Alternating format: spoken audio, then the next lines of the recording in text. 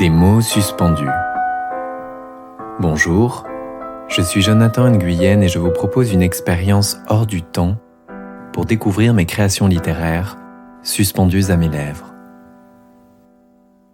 Dans ce premier épisode, je vous invite à partager le quotidien maussade du confiné et à voir comment la rêverie peut le transfigurer. Lundi 19 octobre 2020. Alors que le tram 92 glisse avec de légers chaos, j'observe les gens pressés les uns contre les autres. Je n'arrive plus à déchiffrer leurs expressions faciales ou à leur imaginer des vies avec ces masques qui couvrent la moitié du visage. Et pourtant, c'est devenu presque normal en quelques mois. La pluie martèle les vitres du tram.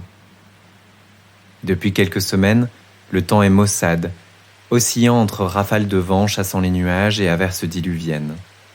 C'est l'automne. Je n'aime guère cette saison, mais d'habitude je me réjouis de ma fête d'anniversaire que j'organise pour rassembler. Cet automne 2020, il n'y aura pas de rassemblement, pas de célébration. Je n'en aurais même pas envie. Pendant l'été, nous avions au moins la possibilité de voir nos amis à l'extérieur et de profiter de la lumière des jours longs. Que fera-t-on cet hiver ? Quand tout cela s'arrêtera-t-il ? Début octobre, nous n'avons plus eu le droit que de voir 3 personnes. Depuis aujourd'hui, c'est une seule personne seulement, avec en prime la fermeture de tous les cafés et les bars. Après tous les efforts que nous avons faits depuis mars. Un nouveau confinement en Belgique est même probable. Hier, le ministre fédéral de la Santé a prévenu. La situation sanitaire en Wallonie et à Bruxelles est la plus dangereuse de toute l'Europe. On est tout près d'un tsunami. Impression d'être à nouveau regardé comme le mauvais élève de la classe. La Belgique est le 2e pays du monde au bilan humain le plus catastrophique par rapport à sa population. On peut débattre de la méthodologie de comptage, mais les chiffres sont là, inexorables. Une petite voix en moi, fébrile, m'intime que ça ne peut pas recommencer. Que cette fois, je ne tiendrai pas si on me prive de mes libertés. Dans ces moments où je broie du noir, je me dis que le Covid est une malédiction qui s'abat sur l'humanité et qui l'atteint dans sa nature même. L'homme est un animal social, disait Aristote. Or, le virus se répand par le contact et de simples gouttelettes dans l'air peuvent suffire. Il nous amène à l'angoisse et au rejet de ce contact qui nous anime tant. Il nous amène au retranchement, à l'isolement, à la séparation. Ce qui se joue, ce n'est pas seulement notre survie physique. Comment maintenir les liens sociaux et apprivoiser la distance quand on est loin les uns des autres et que l'on ne peut plus se voir ? Comment accueillir le fait que les rares opportunités de se retrouver s'effacent sans perspective future ? Comment lâcher prise tout en se préoccupant de ceux qu'on aime ? Et comment, en définitive, se relier dans l'invisible ? Soulagé de quitter enfin la foule, je descends du tram et ferme mon manteau. Je dois marcher en luttant contre les bourrasques. Sentiment de me laisser emporter par ce qui arrive comme un fétu de paille. Je suis en colère contre cette satanée maladie. Je suis las de ces statistiques anxiogènes, de ces mesures chaotiques du gouvernement, de cet impossible équilibre entre responsabilisation individuelle et mise en œuvre coercitive, de ces codes couleurs sur les cartes. Surtout, je suis malheureux de ne plus pouvoir voyager. À cause de la situation, planifier un voyage au-delà des frontières est devenu impossible ou représente une source d'anxiété ingérable pour moi. Pendant quelques mois, j'ai aimé ce changement de vie et j'ai goûté à tellement d'autres bonheurs. Une découverte véritable de la nature, de mon environnement proche, de la quiétude, de plaisirs simples. Mais je ne peux pas concevoir ma vie sans cette recherche et cette expérience de l'ailleurs. Elle fait partie intégrante de moi, de ma vie personnelle et professionnelle. Elle est mon histoire familiale. Départ, déracinement, chamboulement, fuite parfois. Et cette période qui me cloue au sol comme un oiseau dont on aurait coupé les ailes semble s'étendre toujours plus. L'avant est peut-être perdu à jamais, irrattrapable. Du sable qui s'est écoulé trop vite entre mes mains. J'étouffe dans mon masque, je ne peux plus respirer. Je m'arrête de marcher.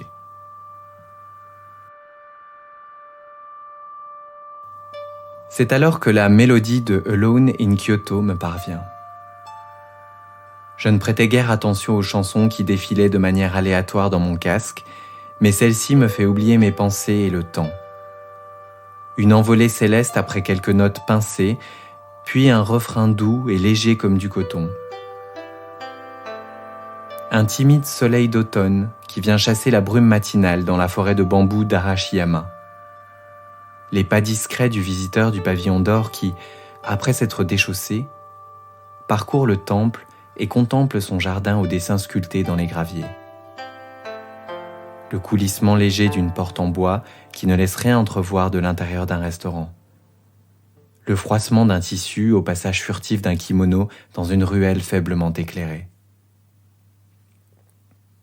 À ce moment précis, des souvenirs me reviennent, fugaces et évanescents d'abord, puis plus intenses et pressants.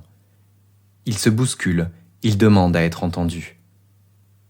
Mes sens et sensations se mélangent comme dans une synesthésie, à nouveau affûtés, prêts à être touchés, submergés par l'altérité de ces lieux qui me sont inaccessibles.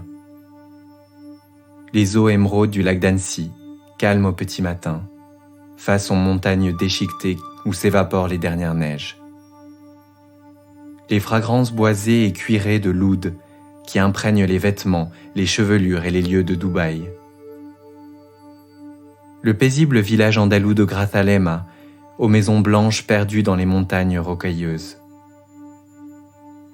Les gratte-ciels de Tokyo et de New York qui me font sentir minuscule et grandiose à la fois. L'or scintillant des statues et les jets d'eau magistraux du château de Peterhof à Saint-Pétersbourg.